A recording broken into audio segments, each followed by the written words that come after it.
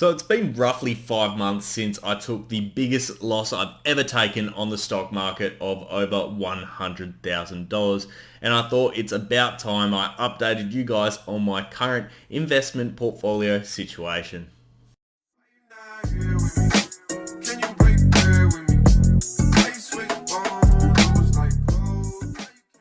How's it going, guys? Ryan here today with another video where I'm updating you on my current investment portfolio status and how I've recovered since the $100,000 loss that I took 5 months ago. But before we get into it, guys, please remember to give this video a thumbs up. It helps me out so much, and keep subscribed for more regular content. I'm posting about 2 videos per week at this point in time, scheduled in for Mondays and Thursdays. So if you want to be notified straight away as soon as they come out, make sure you're subscribed and make sure you hit that bell icon to be notified. And if you do have any comments, questions, queries, or any experiences you'd like to share, please chuck them down in the comments section below, and I'm sure everyone will want to engage with you guys, myself included. So without further ado, let's get into the video, and I'm giving you an update on my current status with regards to my investment portfolio. And as I mentioned, I took an over $100,000 loss on the stock market just over 5 months ago, and obviously that occurred over a period of a few years, but I crystallized that loss 5 months ago, and it was one of the biggest learning experiences that I've ever experienced. I'll link the video down in the description below if you want to check that one out.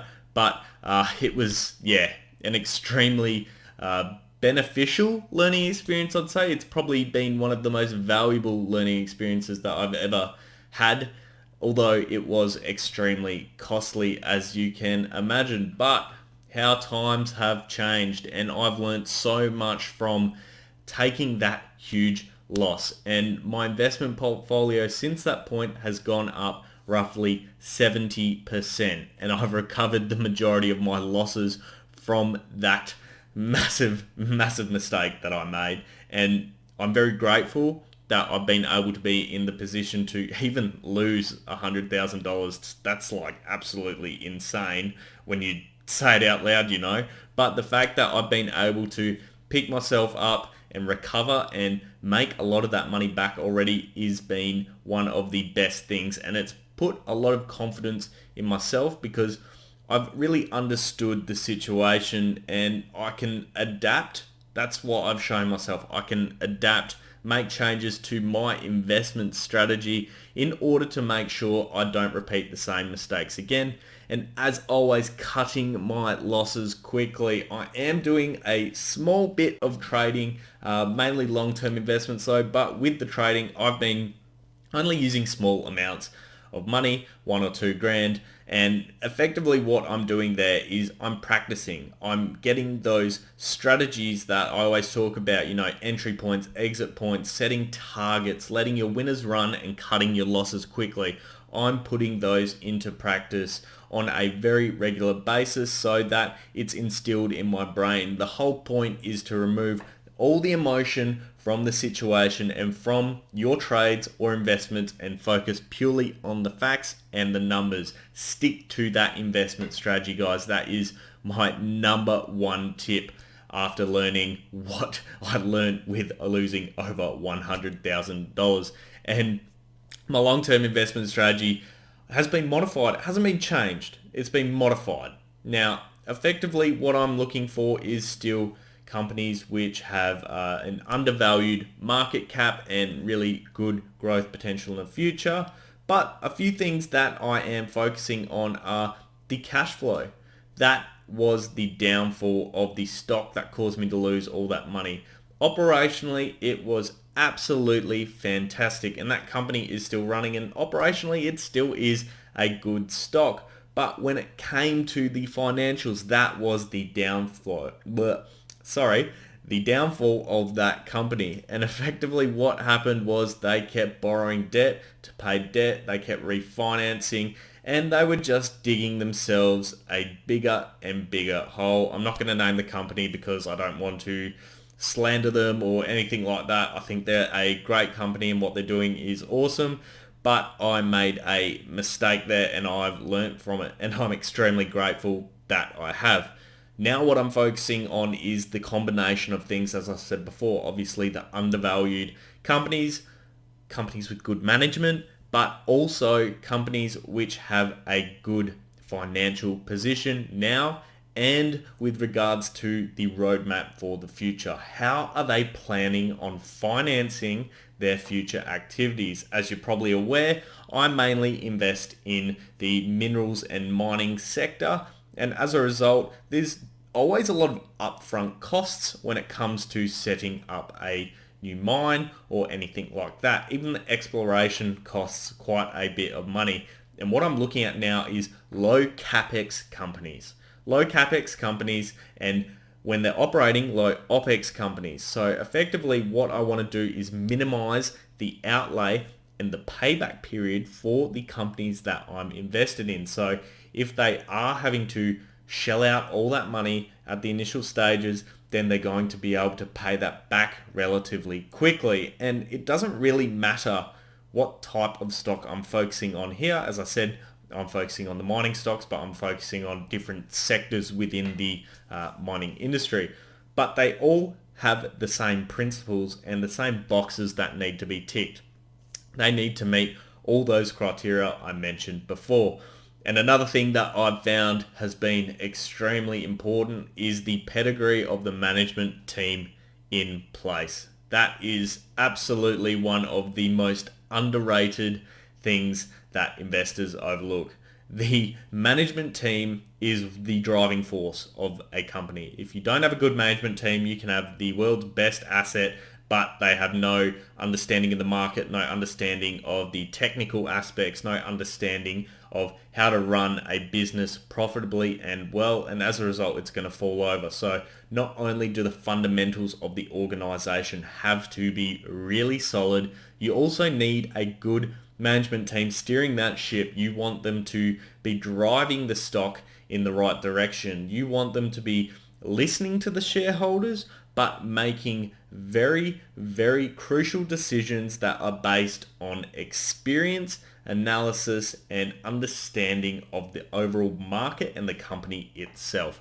This is an incredibly influential factor when it comes to the success of organizations. And typically what you'll see is with a lot of organizations, the ones that have the good management tend to stay together. So you'll see people consistently delivering high quality, high value projects for their shareholders, and they'll hang around, they'll be there, and eventually they do tend to leave. They'll still keep some sort of a stake in the organization, but every single project that they deliver will be successful. This is critical. Whereas you have the polar opposite, and you do have directors and management teams which absolutely destroy stocks, and they ruin shareholder value completely, and every single company they go to, the stock price drops because they have no idea of how to manage a company, or they're just not doing it properly, or they've got their own interests in mind as opposed to the interests of the shareholders. And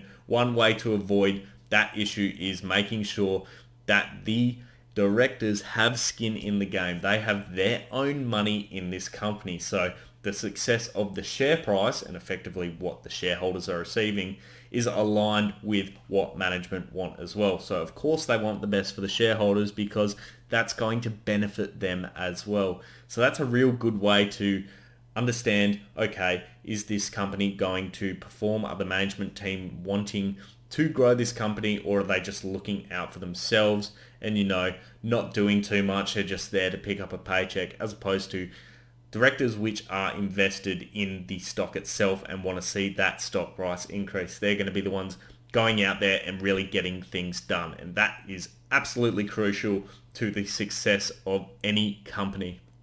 And for me, I'm invested in a few companies like this now, and that is my focus long term. I want to be in those stocks which are currently undervalued. Their peers are higher valued than them, yet the company I'm invested in has a better product, a better resource, a better grade, a larger resource size, all those sorts of things.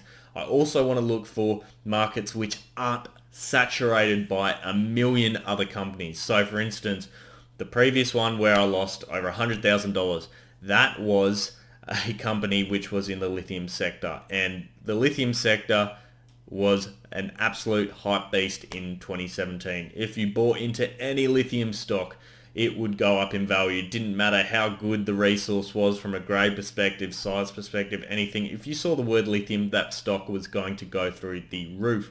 And as a result, all of a sudden, everyone started becoming a lithium stock, and the market became oversaturated. And what happens? Supply exceeds demand. And in particular, when there's a lot of hype around the sector, it creates a bubble. And the bubble's going to burst at some point and everyone's going to suffer. And that's what happened. This was one of the reasons why this stock failed. Not only was it a financially unstable stock from a cash flow perspective, but the key issue was the entire sector failed as well. And as a result, you would have seen a lot of lithium stocks decreasing in value from the later parts, 2018, 2019, 2020, they've all plummeted. You're starting to see a bit more of an increase now because it looks like that industry is going to pick up with all the electric vehicles, batteries, that sort of stuff. Lithium's quite a necessary resource in my opinion for the future, but we got onto the hype train, or I got onto the hype train with a lot of other people way too early, and I didn't exit. I got in at near the top and I rode it all the way down.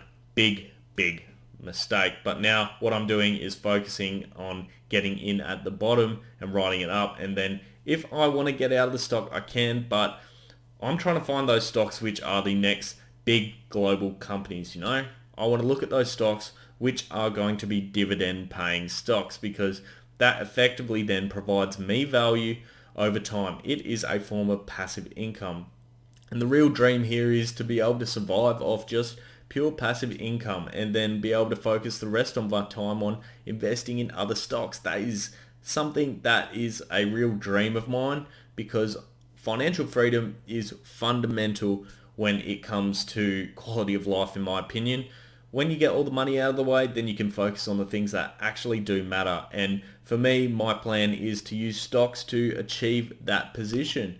And even though I lost 100 grand, I was only 24, I'm 25 now at the time, and I'm young, I can afford to lose that money. And for all the other young people who are watching, take the risks. It's worth it. This is the time to be taking those sort of risks. Yeah, I lost 100 grand, but I've made most of it back already, So take the risks.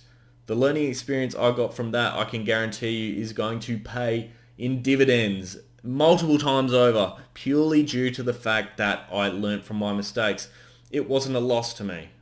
It was a learning experience. It's what you do with those mistakes you make, what you do with those losses, and how you interpret them. You need to learn from them to be able to grow and become a better investor. What you'll see is a lot of the most successful investors in the world at some stage, at the start of their investing careers or trading careers or whatever it is, took absolutely huge losses. And that was due to the fact that they weren't sticking to those strategies. They were inexperienced. All these factors that come into play meant that they lost a lot of money. And yeah, you do get the odd person who's lucky and can make a lot of money all at once, but they don't really gain an understanding and can't step back and go, oh crap, this is real stuff, I lost like a lot of money. And for me, making that loss, and I've seen a lot of other people making a loss like that, makes you actually step back and go, okay, what am I doing wrong? Why have I lost this money? I thought my investment was great, but obviously it wasn't, because I've made a loss on it. What has happened? What is wrong with my strategy? And it really makes you, I suppose, take a, I wouldn't say, what's the opposite of an ego boost, like it takes you down a rung. So effectively you think, yeah, you're doing real wicked. Then I dealt with this loss over an extended period of time, like this stock was dropping for a year or two straight, and every month went by, another 5 to 10 grand, the stock dropped and dropped and dropped, and it didn't stop dropping. I was like, where's the bottom, And once you've been through that once, you don't want to ever go through that again. And for me, I hope I don't have to go through that again. I won't let myself go back through that again. I want to be in a position where I can just go, yep, you know what, I'm exiting this stock with a fantastic profit or breaking even if I'm trading or something like that, because I've got a strategy in place and I'm investing and trading unemotionally. I need to have a solid foundation from a mental fortitude perspective before I can go in and actually make some good investments. And it's just been great. It's been a good experience for me, and obviously, yeah, I mean, in some aspects, I'd rather it didn't happen, but hey, it is what it is. I've learned from it, I've grown from it, and the trajectory I see for myself is a lot better than I had previously because I'm learning, constantly learning, and that's one thing that I've tried to focus on. Keep learning. That's the main thing. Main thing for all investors. It doesn't matter how bloody experienced you are, keep investing in your education. Keep investing in your education. That is crucial. You got to remember, and this is something I've spoken about previously, you go to study to be, a doctor, a lawyer, whatever. You go to university for 5 to 10 years in some cases, then you got to go into the workforce and gain experience. That's a long period of time. With investing, you typically don't have access to go and do a formal course or anything like that. So what you need to do is teach yourself, educate yourself. It's on your own prerogative to learn. And a lot of people don't get that. They just expect to start investing and be successful right off the bat. And unfortunately, that's not the case. But that is where you need to realize, okay, I'm going to fail a few times. I'm going to lose a bit of money. You need to go into this knowing that, hey, this is my money and I'm probably going to lose a bit of it. A lot of successful investors you'll see will have lost money for a few years prior to even making their first profit. If you're a new investor and you're breaking even, in my opinion, you're doing well. And that's really what it comes down to. Keep educating yourself, keep learning, keep growing. There's always something new. There's new sectors, industries, markets, companies always popping up. And don't think that you're ever missing out on opportunities because you're not educated enough yet. There are always opportunities on the stock market out there. So don't just jump onto a hype train if you don't know what you're investing in. I think it was Warren Buffett who said that if you're not willing to invest in a stock for 10 minutes, then don't invest in it for 10 years. Sorry, I got that completely wrong. If you're not willing to hold a stock for 10 years, then don't even bother holding it for 10 minutes. That is a real interesting saying when you think about it, because it means you shouldn't be putting your money somewhere you're not willing to hold for an extended period of time. Because you're not going to put your money into something that you can't see creating value in the future when you look at it that way, as opposed to letting your emotions dictate what you invest in. And I'm going to wrap it up for the day, guys. Let me know your current investing status down below. Let us know some of the lessons you've learned along the way, some of the losses you've made, some of the awesome goals that you've hit, the gains you've made. Let us know down in the comments. The whole point of this is to start building up a real, genuine community and enjoying ourselves, educating each other together. It's going to be fantastic. I'm enjoying myself. I'm enjoying the feedback you guys are giving me, so I really appreciate that. And please remember to like and subscribe, guys. Helps me out so much, and I can keep putting out more content for you. I love doing this. I'm not getting anything out of this. I'm purely doing this at this point in time for the enjoyment factor. And when you guys are commenting and engaging with me and starting to build up a community on this page and on my Twitter and all that sort of stuff, it's really fulfilling. I enjoy it. I enjoy being able to help educate people and pass on the experiences and the wisdom that I've gained over the past few years on the stock market. So with that, guys, hope you have an awesome day. See you next time. Cheers.